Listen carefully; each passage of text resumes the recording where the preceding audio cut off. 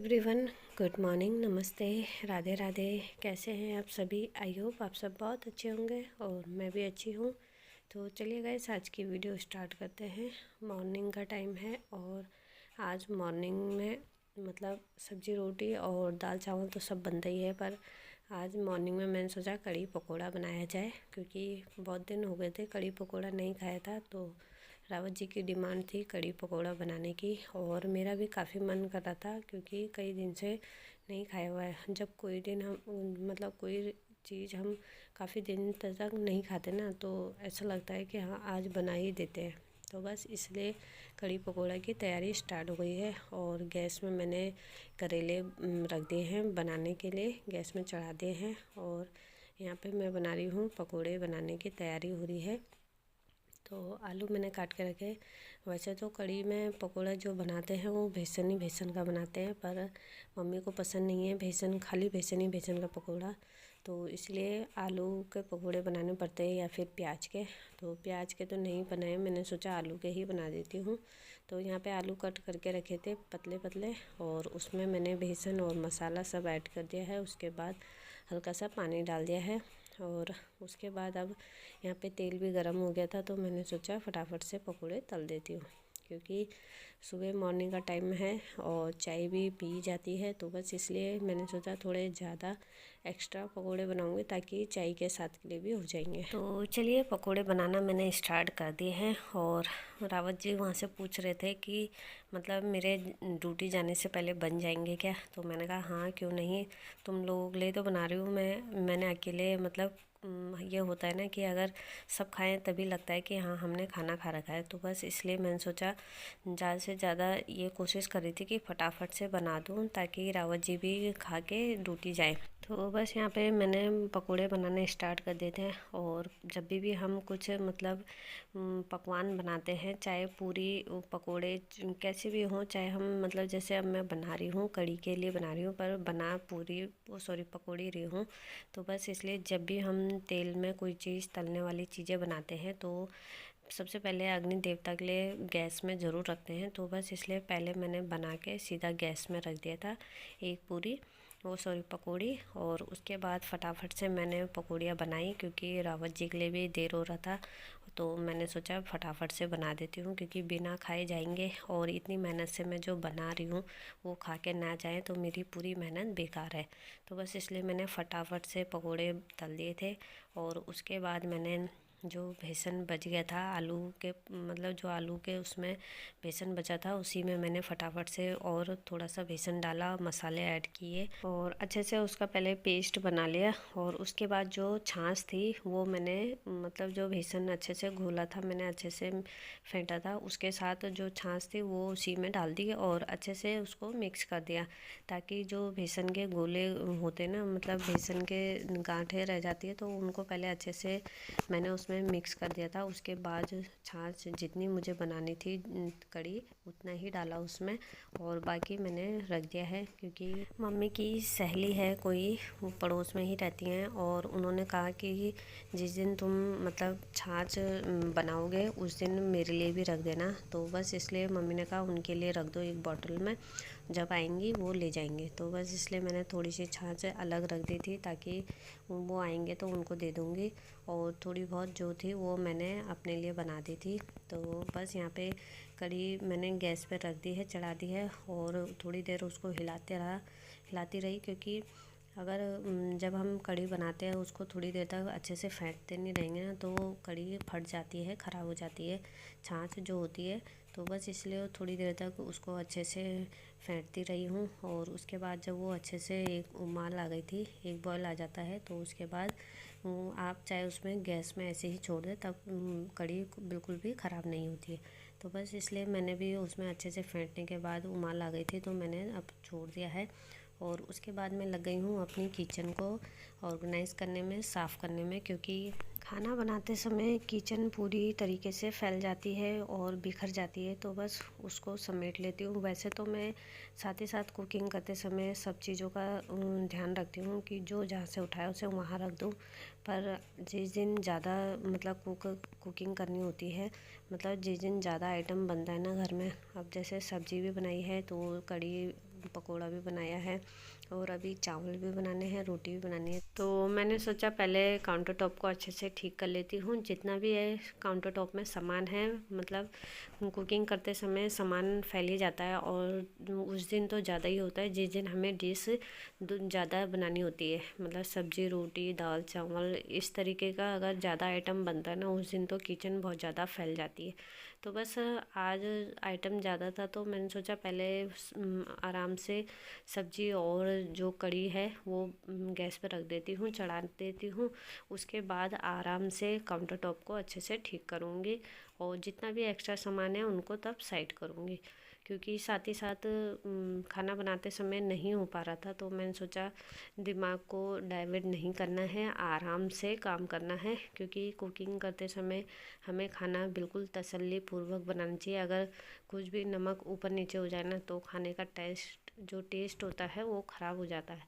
तो इसलिए बस मैंने सोचा पहले खाना बनाती हूँ, उसके बाद क्लीनिंग का काम करूँगी।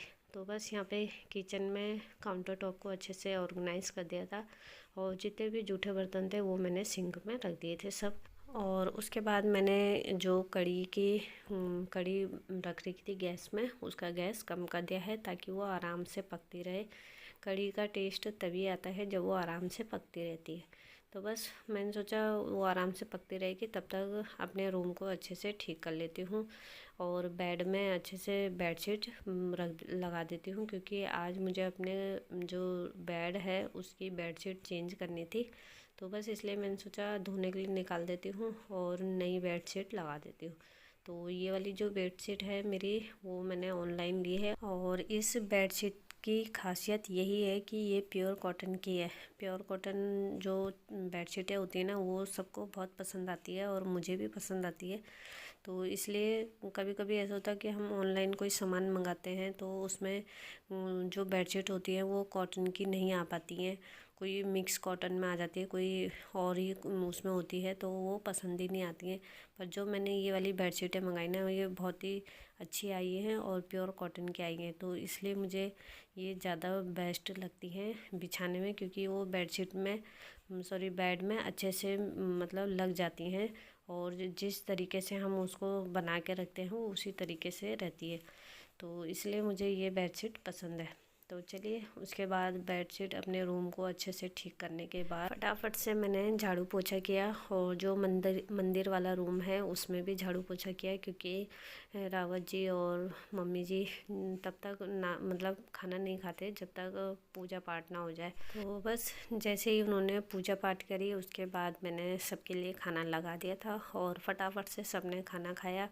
उसके बाद मैंने अपनी किचन को पूरी अच्छे से क्लीन करी, साफ़ करी और साफ़ करने के बाद खाना खाने के बाद मतलब मम्मी बाहर बैठी हुई थी धूप में, तो मैंने उनके लिए अमरूद रखा हुआ था, मतलब पेड़ से ही लेकर आए थे वो, तो पेड़ में से ला के अंदर रखा हुआ था। तो मैंने सोचा इसको काट देती हूँ, क्योंकि ये अमरूद ज़्यादा दिन रहे ना तो ख़राब हो जाता है, मतलब पिलपिला सा हो जाता है, तो वो देखने का मन नहीं करता है, फिर खाने का मन नहीं करता है।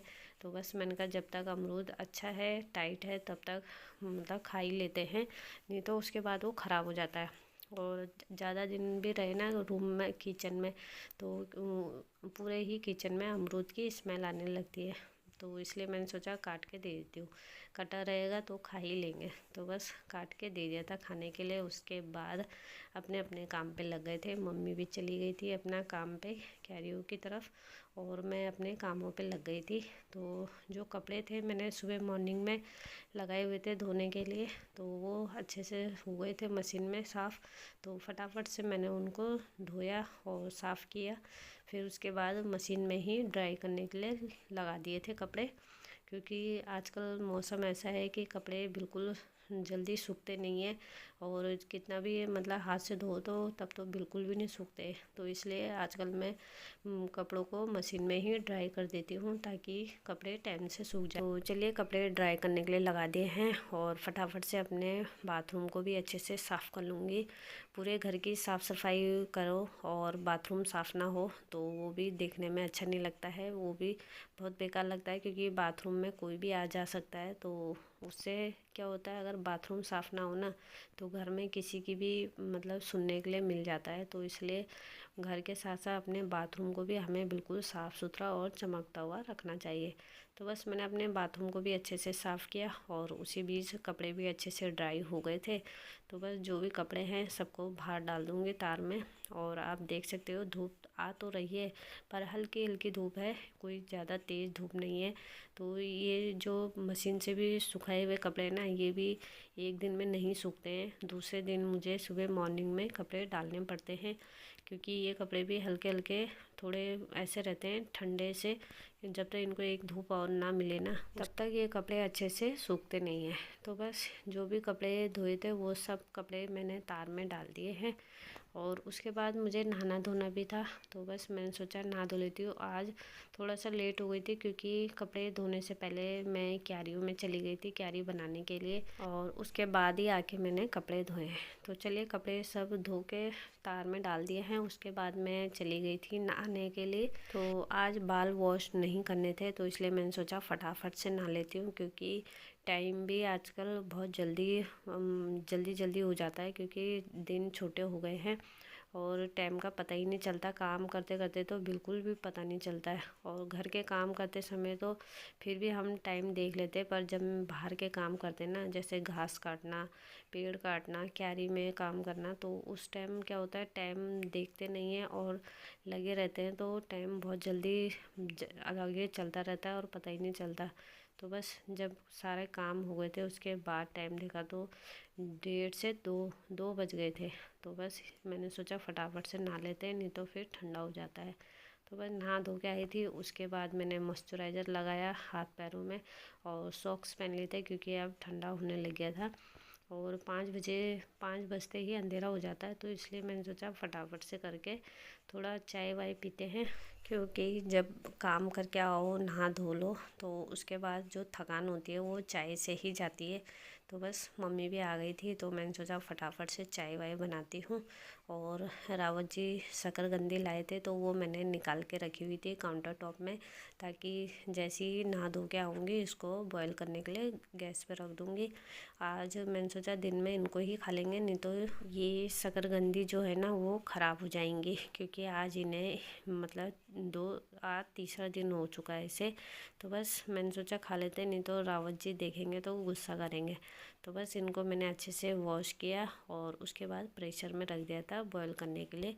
और बॉईल करना भी इनको अलग तरीके से होता है, मतलब इसमें थोड़ा सा पानी डालना होता है, ज़्यादा नहीं। ज़्यादा पानी डालोगे तो ये अजीब से पानी भर जाता है इनके अंदर और ये पिलपिले से हो जाते। तो बस इनमें हल्का सा पानी रखना है ताकि ये भाप से अच्छे से बॉईल हो जाए। तो चलिए गाइस आज की वीडियो यहीं पे एंड करती हूँ, और अगर वीडियो पसंद आए तो लाइक शेयर और सब्सक्राइब करना बिल्कुल ना भूलें। मिलते हैं नेक्स्ट वीडियो के साथ, तब तक के लिए बाय बाय, टेक केयर।